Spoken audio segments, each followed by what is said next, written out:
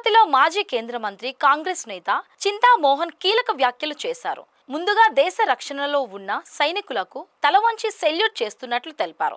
అనంతరం మీడియాతో మాట్లాడుతూ అలిపిరి నుంచి పేరూరు వరకు ఉన్న 400 ఎకరాల్లో 5 సెంట్లు అర్చకులు, శాశ్వత ఉద్యోగులు, జర్నలిస్టులకు ఇంటి స్థలాలు ఇవ్వాలని డిమాండ్ చేశారు. తిరుమల కొండపై ఉన్న 500 అంగళ్లలో ఎస్సీ ఎస్టీలకు ప్రాతినిధ్యం లేదని ఆవేదన వ్యక్తం చేశారు. జనాభా నిష్పత్తి మేరకు అంగళ్లు కేటాయించాలని కోరారు. టీటీడీలో వందలాది ఎన్ఎంఆర్ ఉద్యోగులను రెగ్యులర్ చేయాలని అన్నారు.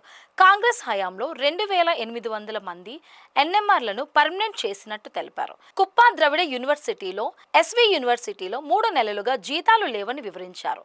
శ్రీ సిటీని కాంగ్రెస్ హయాంలో తాము తీసుకువచ్చామని, నిన్న అక్కడికి వెళ్లిన మంత్రి తప్పుడు ప్రచారం చేస్తున్నారని మండిపడ్డారు. ఇందిరమ్మ ఇండ్లకు పసుపు రంగు వేసి టీడీపీ హయాంలో ఇచ్చినట్టుగా చూపడాన్ని తప్పుబట్టారు. ఏడీ బిల్డింగ్ దగ్గర 30 సార్లు పైనే మేము రావడం, అభ్యర్థించడం, జాబులు ఇవ్వడం జరుగుతూ ఉంది. వాళ్ళకి చీమ కుట్టినట్టు కూడా లేదు. మేము అడుగుతున్నటువంటి మొట్టమొదటి డిమాండ్ చంద్రబాబు నాయుడిని, ఈ ఉద్యోగస్తులు కాదు, చంద్రబాబు నాయుడిని మేము కాంగ్రెస్ పార్టీ తరఫున అడుగుతున్నటువంటి మొట్టమొదటి డిమాండ్ అలిపిరి నుంచి పేరూరు దాకా ఉన్న 400 ఎకరాల్లో 5 సెంట్లు లెక్కన అర్చకులందరికీ, శాశ్వత ఉద్యోగస్తులందరికీ ఇవ్వాలని మాది మొదటి డిమాండ్. ఏమి నువ్వు టాటా బిర్లాలకి ఇస్తున్నావు 100 ఎకరాలు, ఎందుకు ఇవ్వకూడదు? వాళ్ళు కష్టపడి పనిచేస్తున్నారు. అర్చకులు, శాశ్వత ఉద్యోగస్తులు 24 గంటలు. వాళ్ళ డిమాండ్ని వాళ్ళు అడగలేకపోతున్నారు. మేము అడుగుతున్నాం కాంగ్రెస్ పార్టీ తరఫున, మీరు ఖచ్చితంగా ఇచ్చి తీరాల్సిందే చంద్రబాబు నాయుడు గారు. టీటీడీలో పనిచేస్తున్నటువంటి ప్రతి ఎన్ఎంఆర్ని శాశ్వత ఉద్యోగం చేయాలని మేము కాంగ్రెస్ పార్టీ తరఫున మేము చేసినట్టుగా చేయమని చంద్రబాబు నాయుడిని డిమాండ్ చేస్తున్నాం.